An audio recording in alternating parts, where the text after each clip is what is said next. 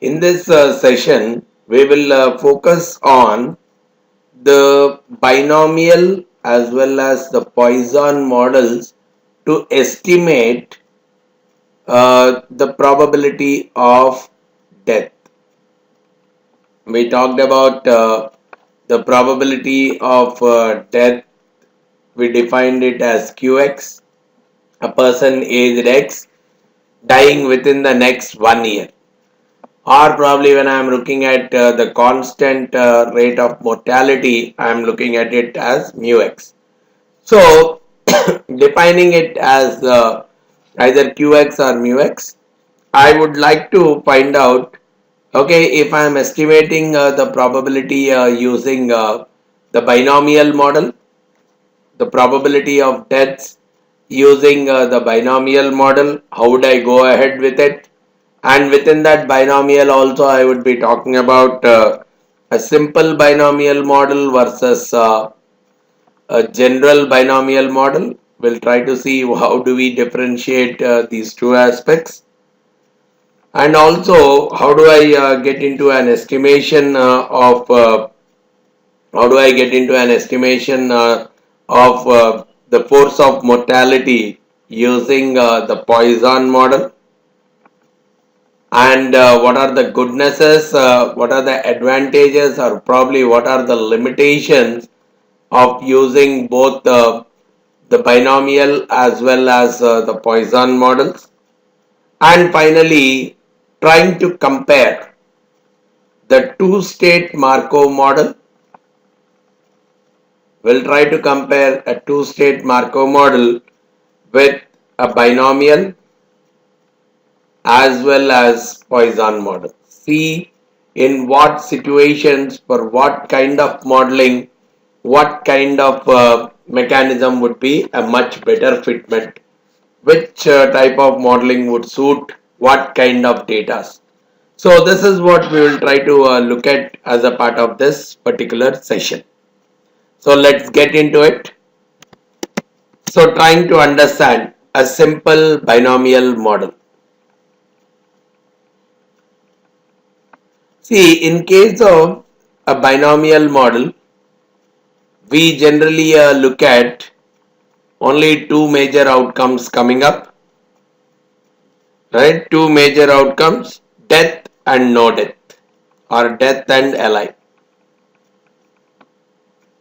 So, when I am looking at, let's say I am observing a population of n people, right? N people who are aged X.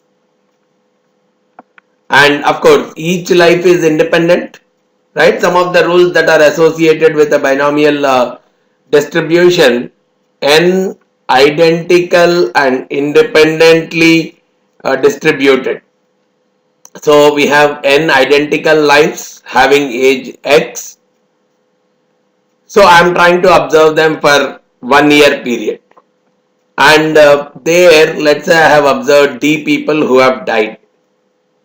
Now, if I assume that the number of deaths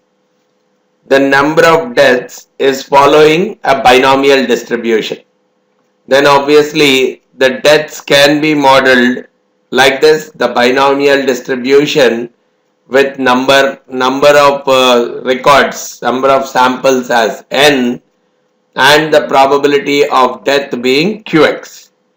The probability that a person aged X dies within the next 1 year. So I can very well talk about modeling probability that there are exactly D number of deaths. Right? Probability that there are exactly D number of deaths, I can write it as NCD QX power D into 1 minus qx to the power n minus d. So the likelihood function for qx, right? The probability density function is what will go as a likelihood function. So the likelihood function for qx becomes ncd qx power d into 1 minus qx to the power n minus d.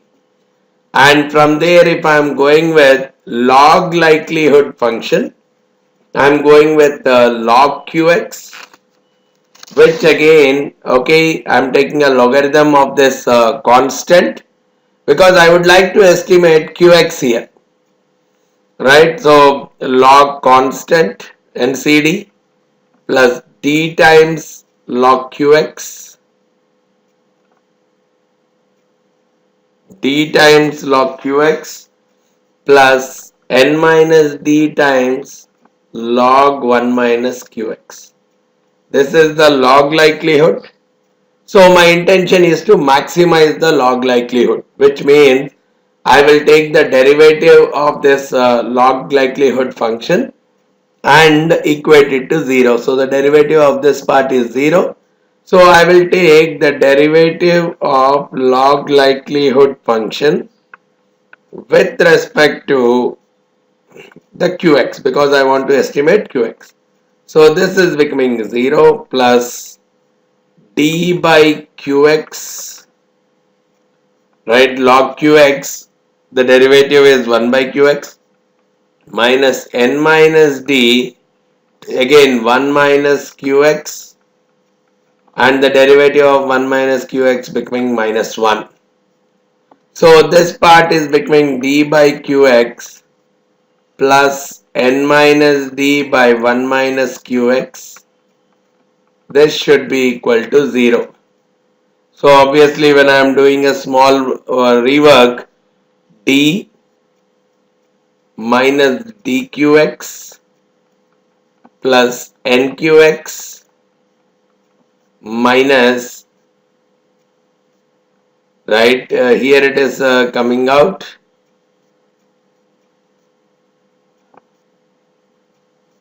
oh sorry, this is plus, so this is becoming minus. So d minus dqx minus nqx plus dqx, this should be equal to 0. So I am simplifying this off, working out as d minus nqx equal to 0. From here I get my qx equal to d by n. So an estimate of qx, an estimate of the probability of death is nothing but the number of deaths that are observed, right? The number of deaths that are observed divided by number of observations.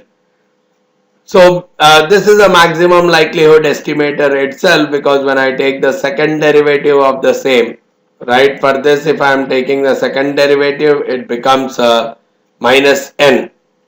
The second derivative for this is becoming minus n, which is a negative, so this is a maximum value itself. So what you could see is qx equal to d by n, right? In this case the qx, the estimate of qx is nothing but the exact number of deaths that are observed divided by the total number of observations.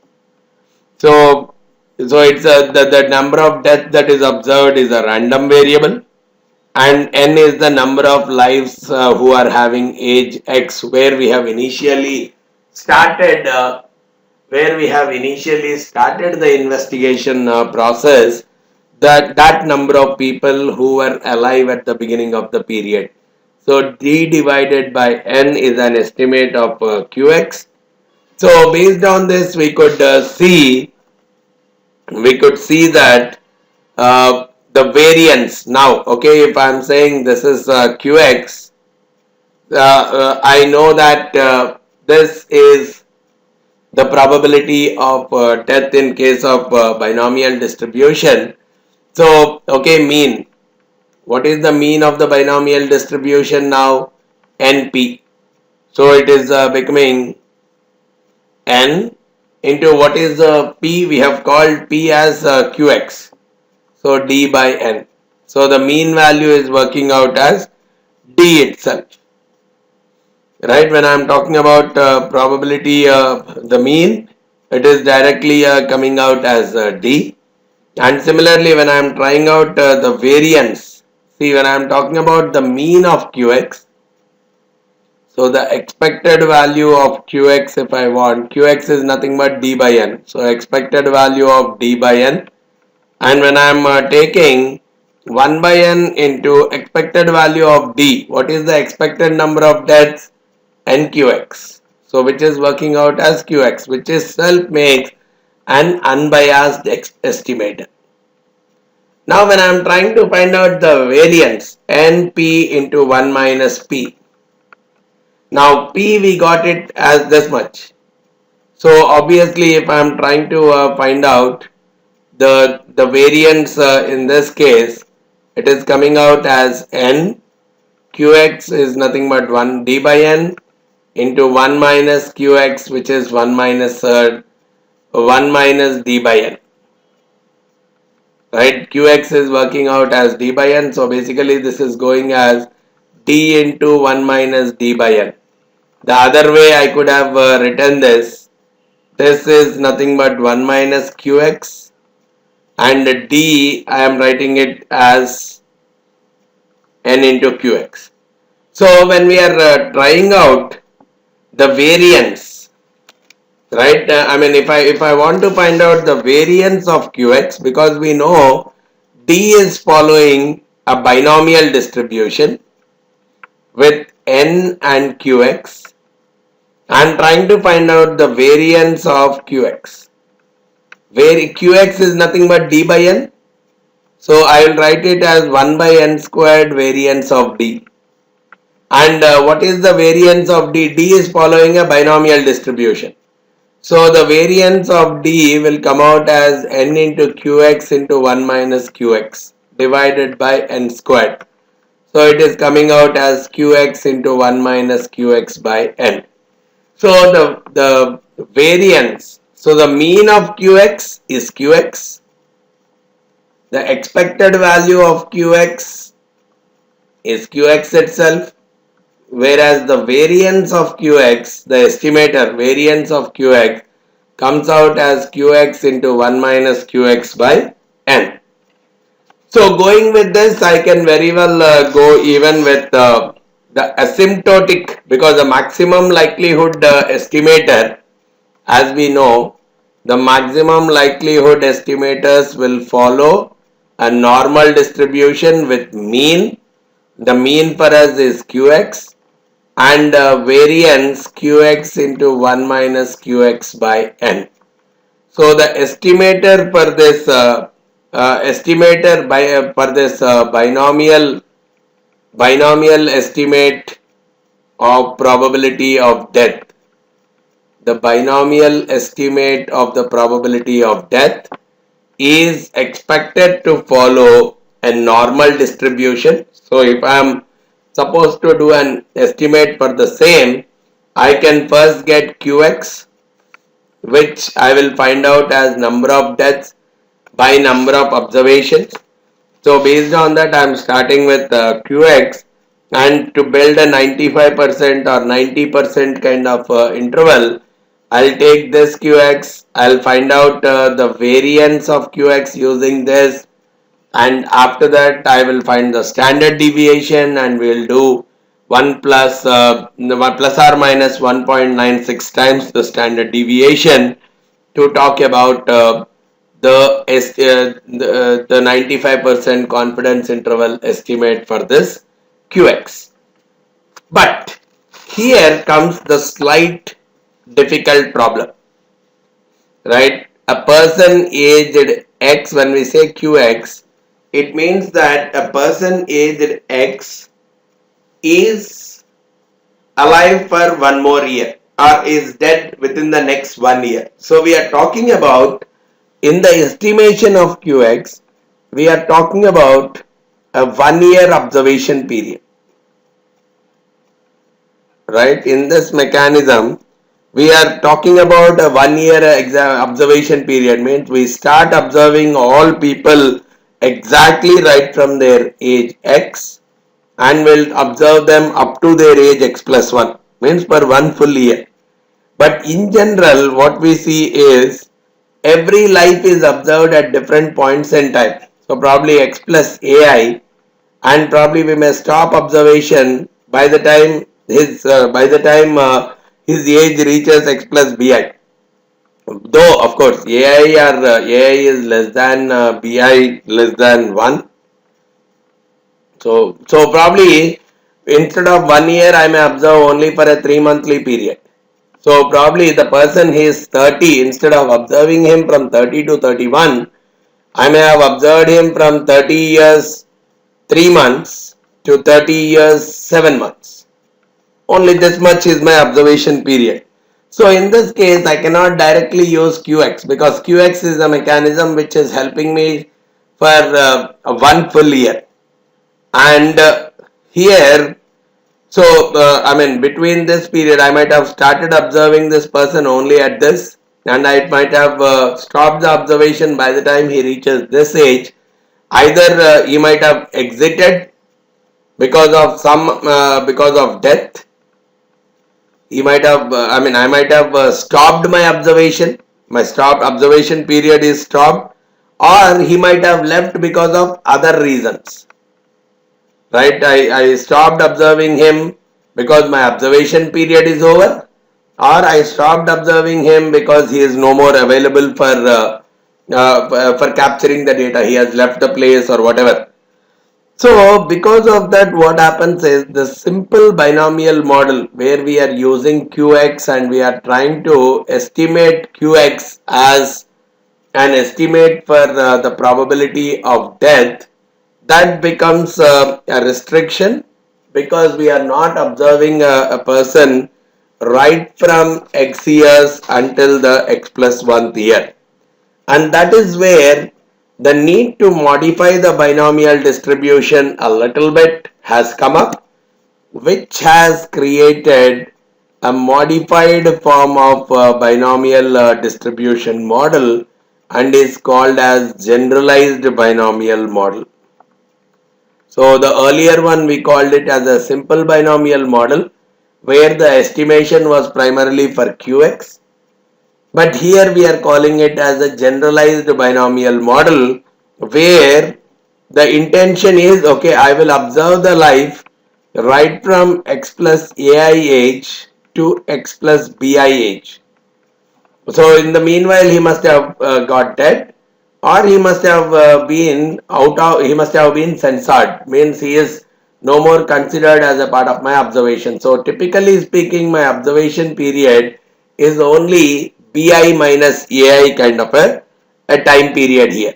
So what I am trying to find out during this small period is actually I am not predicting qx. I am trying to predict qxi plus ai, he dying within the next bi minus ai period. So what is getting estimated is this part for the death, right? A particular life dies between this xi plus ai age, x plus ai age to x plus bi age. The probability of death comes out to be this. Means the probability of survival during this period comes out as px plus ai, and I am looking at it as bi minus ai here.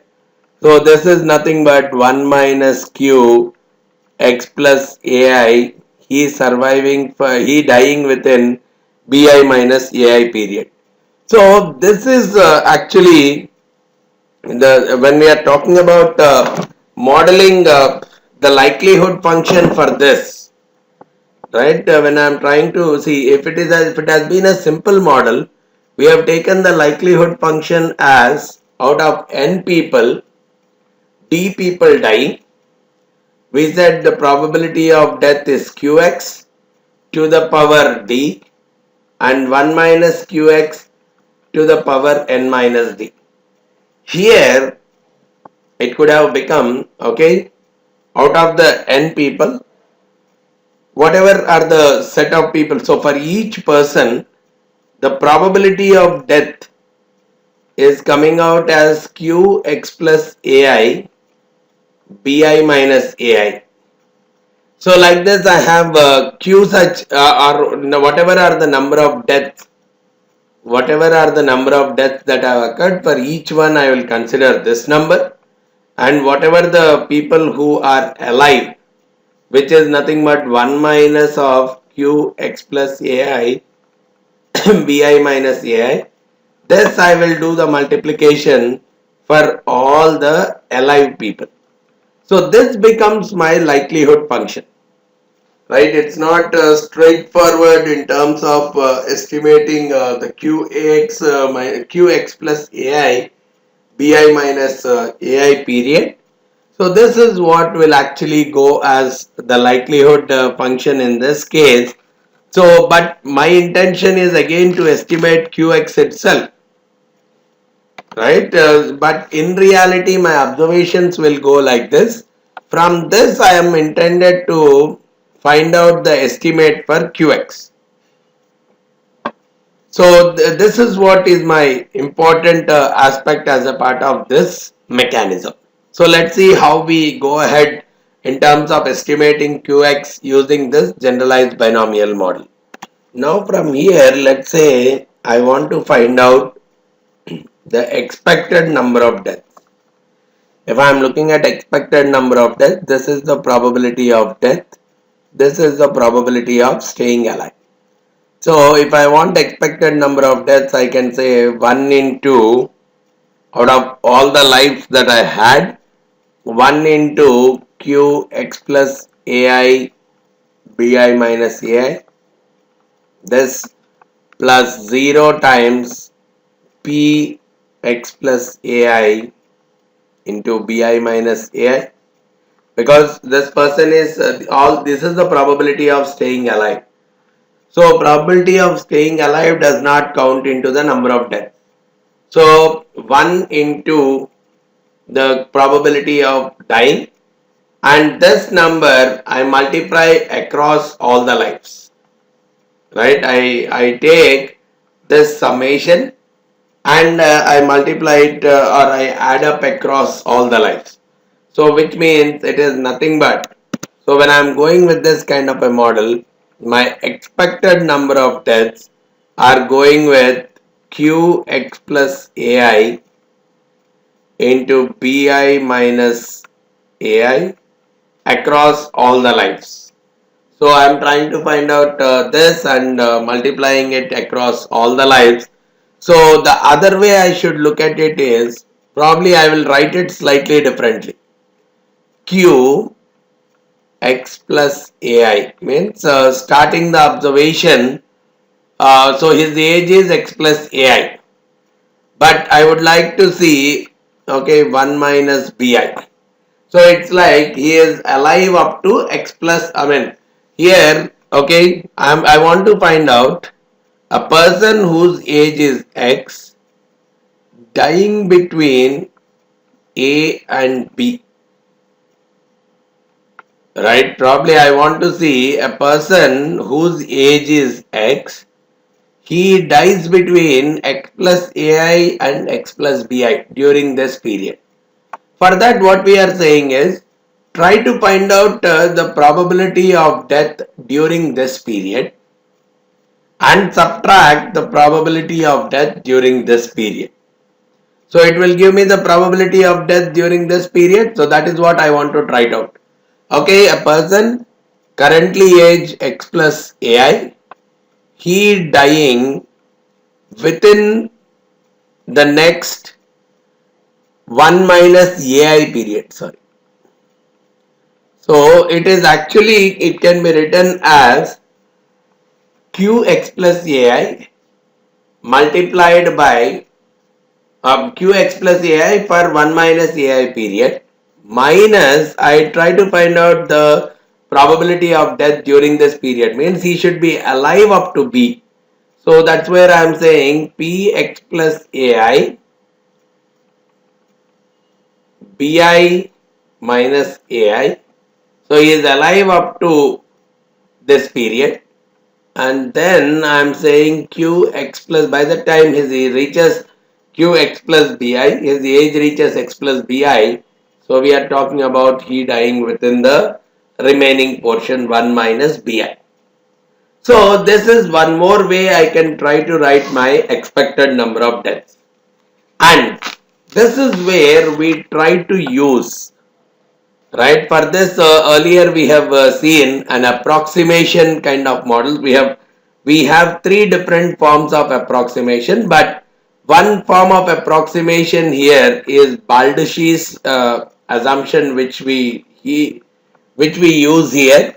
Baldacci's assumption in this case, the way we work out is, if whatever this AI, if this AI is less than a 1 year period, and a form of this form q x plus t for 1 minus t period, we will simply write it as 1 minus t times qx. This is what is the assumption form. So which means in this case I could easily write it as 1 minus ai times qx minus p x plus ai into bi minus ai multiplied by 1 minus bi times qx. Using the Baldacci's assumption, we can model the expected number of deaths using something like this. See, if we remember, for finding the force of mortality between the two integer ages, right, without x and x plus 1, so probably for 3 months or 6 months, if I want to find out the force of mortality between the two integer ages, we had three forms of assumptions earlier. One was the uniform distribution of deaths assumption. Uniform distribution of deaths. Then we had constant force of mortality assumption. And we had a Baldacci's assumption. So what I am trying to use right now is a Baldacci's assumption. But of course, just to recollect that Baldacci's assumption goes with force of mortality decreases between the integer ages. Between two integer ages, the force of mortality keeps decreasing, whereas the uniform distribution of deaths assumption says force of mortality keeps increasing between the integer ages, and constant force of mortality says the force of mortality is constant between two integer ages. So probably it's like between 20 and 21.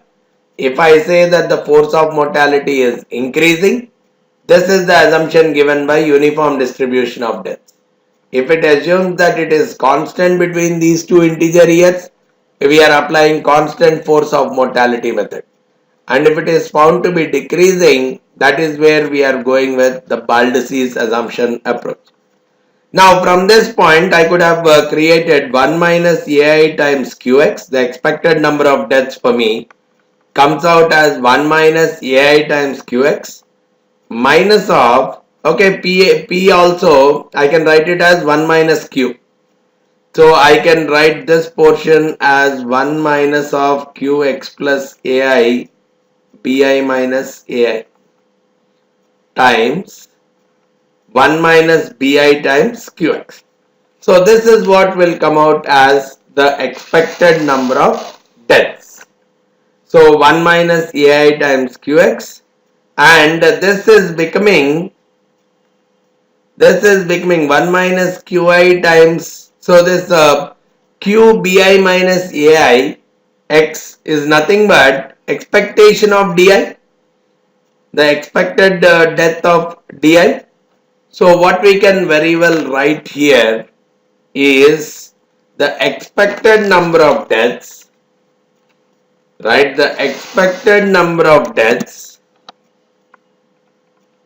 overall is coming out as, across all the lives I am taking 1 minus ai times qx minus of 1 minus expected death of this ith life into 1 minus bi times qx. So this is what has come out, and this summation I'll do across all the lives. So Depending on the observations now, we can very well find out what is my QX. Now, if I am replacing, see if I am replacing expected value of the total number of deaths and expected death of the eighth life, we can very well get, okay, this expected number of deaths is D.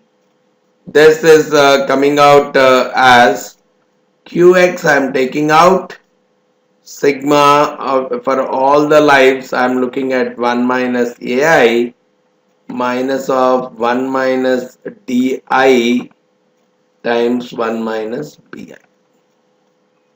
So again, a quick simplification is working out as QX times.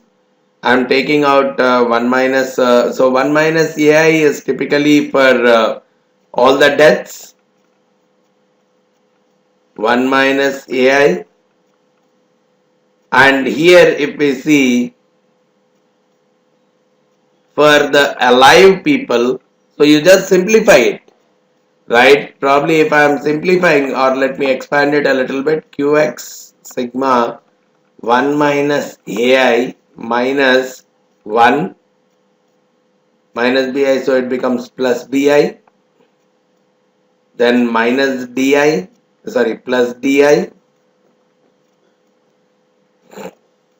right, plus DI minus BI. This is what is coming out. Now, okay, this,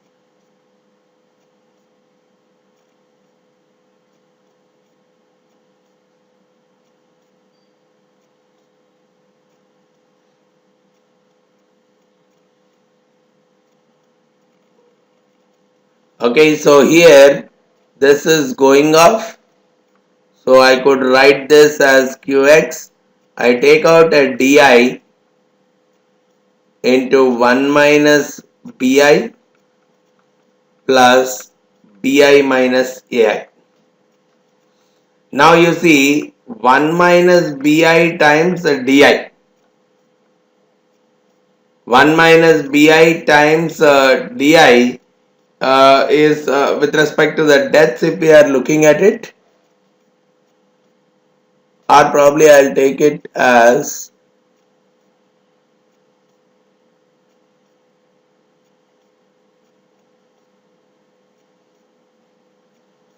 so based on this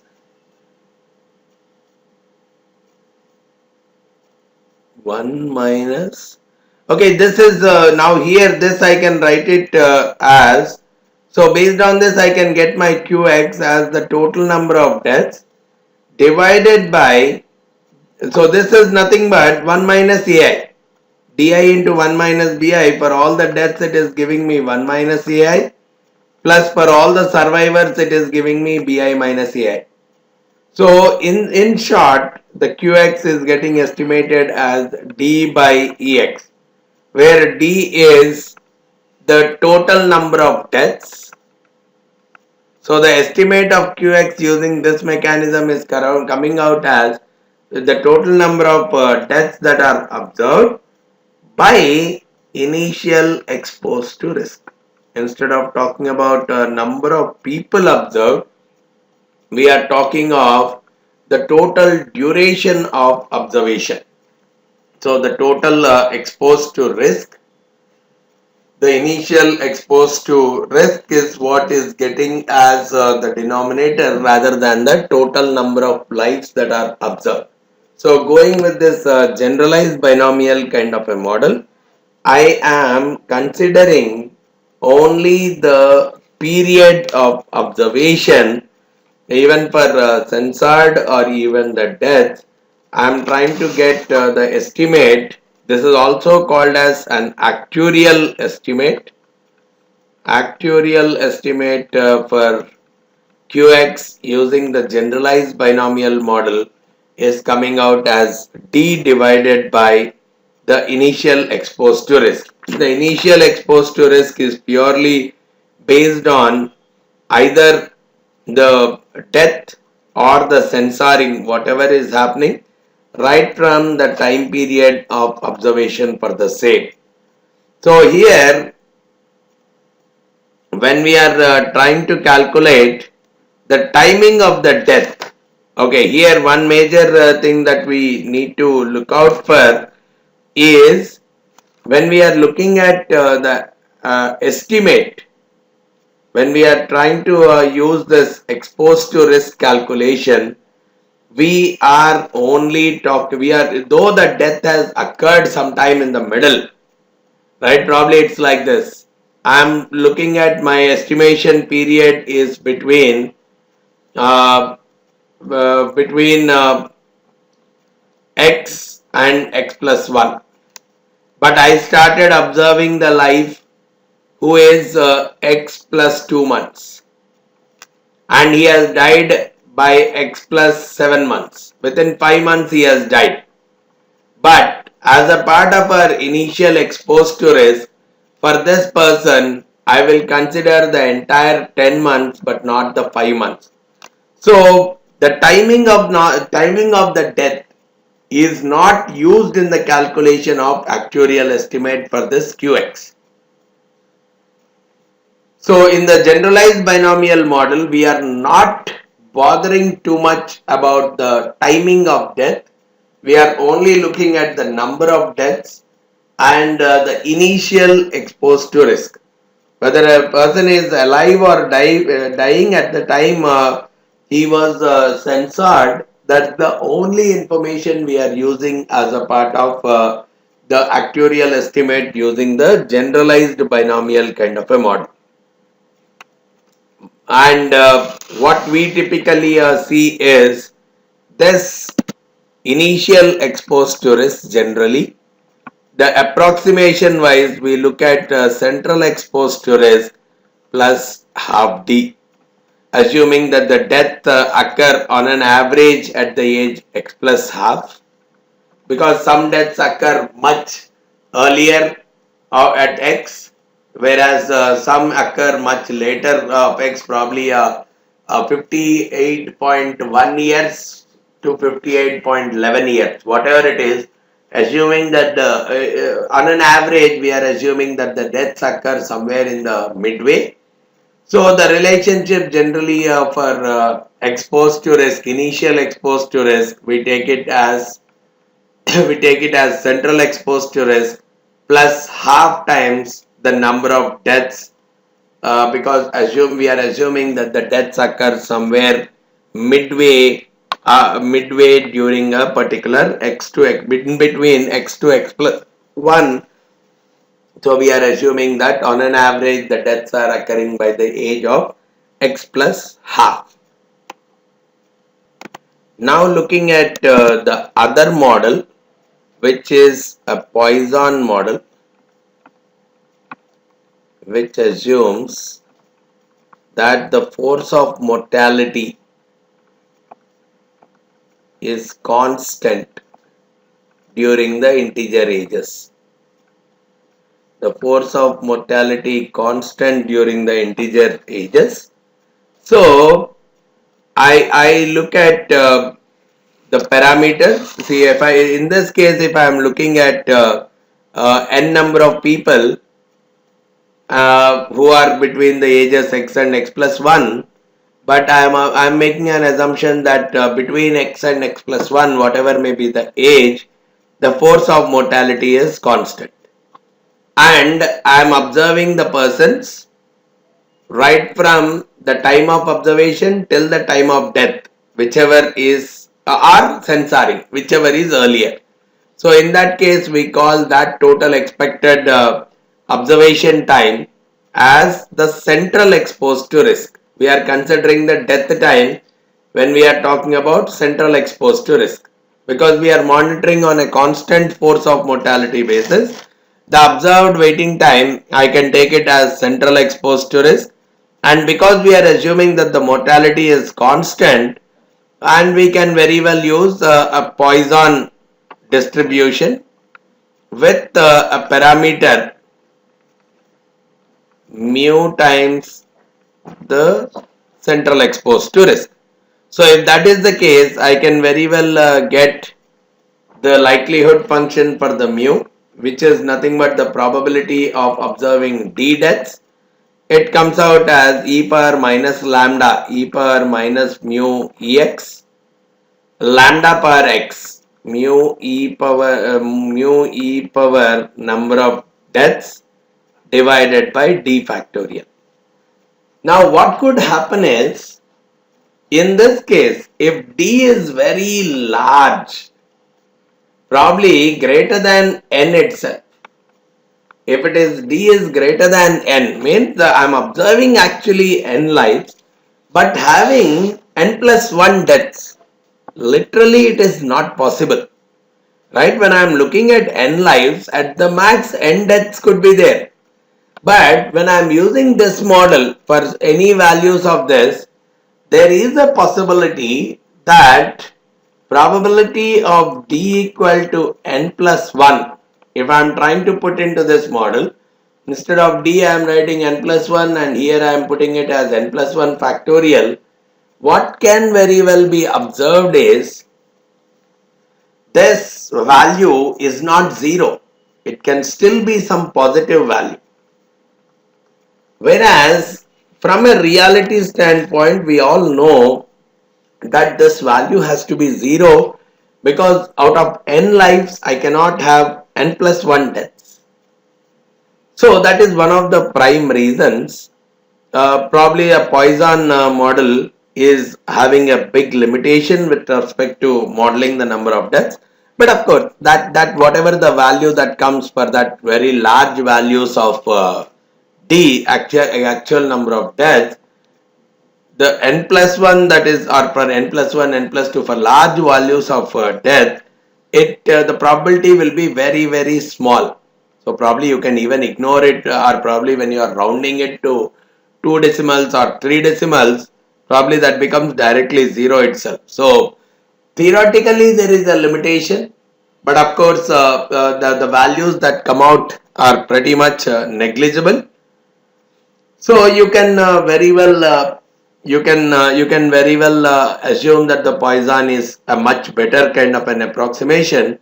But of course, the other things that we need to understand with the Poisson model, for the entire x to x plus 1 period, it assumes that the force of mortality is constant,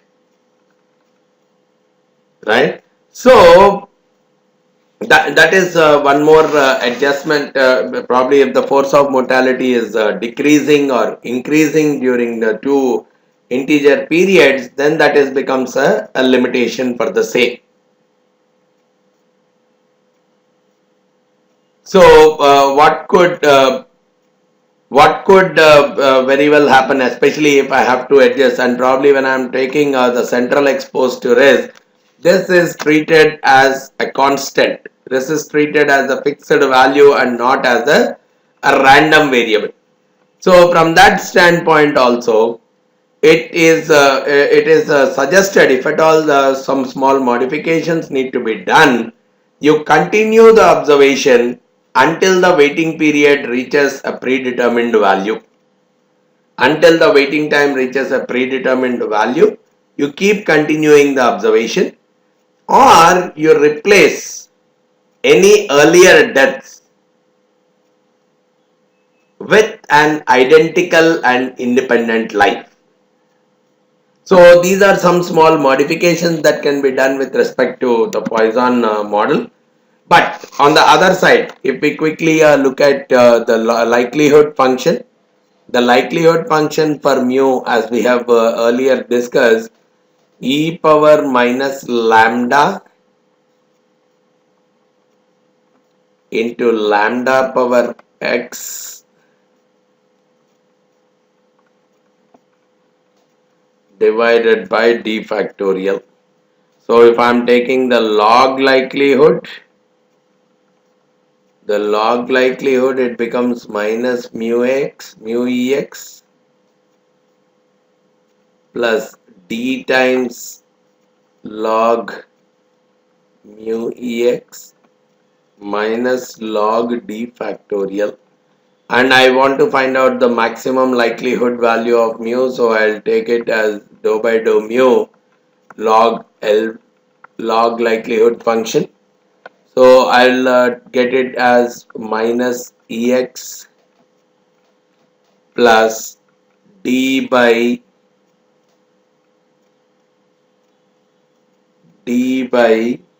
mu Ex multiplied by Ex. So this is going up. So I'm making it as minus Ex plus d by mu equal to 0. Finding out from here the mu is coming out as d by Ex, which is nothing but the number of deaths divided by central exposed to risk. The mu can be found out as the number of deaths divided by central exposed to risk, whereas in the earlier generalized binomial model, we got an estimate of Qx as the number of deaths by initial exposed to risk. Right? The only difference being I am considering the period of death as a part of the central exposed to risk, whereas the period of death is not considered while we are considering the initial exposed to risk. But for the populations which are censored and they are moved away, we don't, there is no difference between the initial exposed to risk as well as the central exposed to risk. Now again, going with the asymptotic estimate, every maximum likelihood approach follows a normal distribution with mean mu and variance. I'm taking it as mu squared by d because this is the first derivative. I'll take the second derivative, making it minus d by mu squared, and minus 1 by second derivative, minus 1 by minus d by mu squared, which is mu squared by d, will become the variance of this maximum likelihood approach estimator mu. That is what the Kramer-Rao lower bound rule talks about. So I can very well take the maximum likelihood estimator of mu asymptotically will follow a normal distribution with mean mu as well as variance mu squared by d. Right, I can very well construct a 95% confidence interval kind of stuff also. Once I got my mu, I can find out the mu squared by d. D is the number of deaths, which can result in finding out the 95% confidence interval. But of course, if the 95% confidence interval somewhere comes out to be negative, we can find out the mu adjusted between 0 and that particular number. So we can have it greater than 1, but it cannot be negative. The estimate of mu, we have to understand it's not a probability of death, it's a transition rate, or it's a hazard rate. So it can very well be greater than 1, but it cannot be negative. So, and then probably if I have to estimate my Qx, we know that Qx is actually nothing but 1 minus e power minus mu. So using that relationship, I can very well find out, I can substitute Qx. So from there I can try to estimate Qx also using this kind of a relation. Now that I get my E's mu value, I can use this kind of a relationship linking Qx and e power mu, or Q and mu. The relationship between Q and mu using Qx equal to 1 minus e power minus mu. We can use that relationship to find out the 95% confidence interval for Qx also. Alright.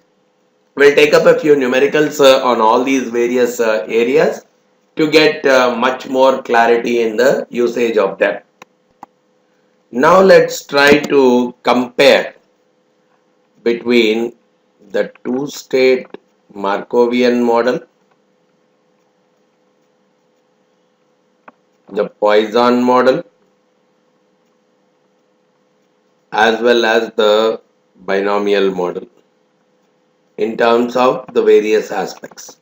So the first dimension I would like to look out for is modeling the underlying process. Underlying process, how well they model. So they take exact, precise timing of death. The exact timing of death is being considered because we are talking about a transition from one state to the other state. So the typical two-state Markovian model, they consider the precise timing of the death. So they very closely represent the underlying process. But when it comes to Poisson process, it's almost an approximation to the two-state Markovian process. Whereas when it comes to the binomial model, there's a lot of restriction because we use the exposed to risk, initial exposed to risk, which does not consider the timing of the death. No timing of death is considered. It only says by the time of censoring, we only need to know, it only talks about the censoring period. When are we stopping our observation? By the time of the censoring period, is the life alive or death? Otherwise, it doesn't know when the death has happened. It doesn't want when the death has happened. It only wants whether the life is alive or dead. So, when we are trying to do an estimation using this binomial kind of a model, there is a possibility of standard error being much higher, whereas in the other two cases the error is going to be much lesser, with the two-state Markovian model being more and more precise. And similarly, when we are going ahead with estimating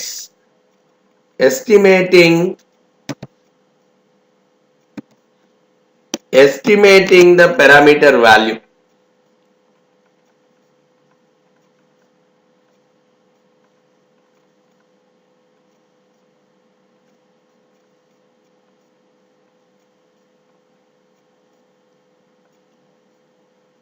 so probably the mu can very well be estimated, right? Especially if the exact date of birth, entry into the time of entry and time of exit. If I know all these things and even the reason for exit, if I know all these things, then mu can very easily be estimated in these two models quite comfortably. They give a same estimate of mu in fact. But in the binomial model, if we have seen, we have gone with an assumption like Baldus's assumption, where we have said 1 minus t q x plus t equal to 1 minus t times qx. So we have gone with some assumption to convert this to this form, and even the timing of the death is not considered. So the binomial estimator of qx will have a higher variance. See, probably going with this, what is the qx I am getting? I am getting qx as 1 minus e power minus mu. As we have seen the relationship between mu and qx, when I am finding out the qx from mu, I will go with this mechanism.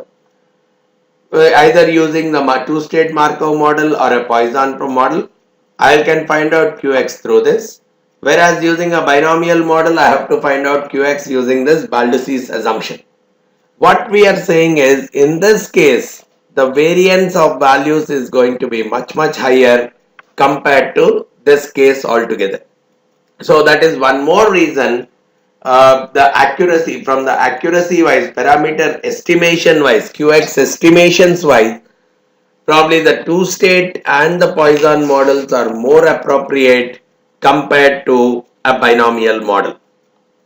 And one more thing is to include more than one decrement. Probably if I'm, see in this case, death is the one decrement. So the two-state Markovian model, advantage wise, we can extend it to multiple state decrement models. Even if the increments are also there instead of decrements, means the population getting added up rather than getting reduced, right? Or if there are any other forms of exit apart from death. So multiple decrements or even increments can be modeled quite comfortably using the two-state model. But when it comes to Poisson process, it can deal with multiple decrements quite comfortably, but it cannot handle the increments. Multiple decrements can be considered, but it cannot be handling the increments. Whereas the binomial model is not a fit even to handle multiple decrements or even to handle the increments. So basically, the binomial model becomes more and more restricted in terms of extension, whereas the Poisson model can be extended to work out for multiple decrements, though not for increments, whereas the two-state Markovian model can very well be extended for even for increments also apart from the multiple decrements. And whenever we are talking about the statistical properties of the estimator, so here again see when we are talking about the mu, whether it is for two-state Markovian model or a Poisson model, it is a maximum likelihood estimator. So because it's a maximum likelihood estimator, it is following a normal distribution, and based on the mean as well as the variance that is given by the Cramer-Rao lower bound rule. And when it comes to the binomial also, we have used it as a maximum likelihood estimator only when a simple binomial model has been used. So n lives exactly age x, 1 year I am observing, then probably again that becomes a maximum likelihood estimator, especially the simple binomial model. But in reality, we will not go with that kind of a process. So it uses the modified method of moments. Typically, the method which the binomial model uses is the modified method of moments. So that kind of an estimator that is coming out. So the final estimator Qx equal to d by Ex. This estimator is coming not through the maximum likelihood approach, estimation approach. It is coming through the modified method of moments approach, which for whom the statistical properties I cannot directly relate it or link it to a normal distribution. So the statistical properties of the estimator are also not that solid. So that way we could see for various scenarios we may use the two-state Markov model or a Poisson model or a binomial model kind of approaches. The relative advantages and disadvantages associated with each of them. Though we'll be taking various sets of numericals that are relating to the binomial model, the Poisson model, the generalized binomial model, and even trying to do the comparisons between the two-state Markov model, binomial model, as well as the Poisson model. So from a conceptual standpoint, if you see any kind of issues regarding the same or any further clarifications required on the conceptual aspects, you can very well get in touch with me by giving me a call on the number that I have provided below, or you can send in an email at vamsidhar@peacegurus.com. Thanks a lot for listening to this session. We'll take up a few numericals in our next session and try to get a clarity and a good hold on this particular session. All right.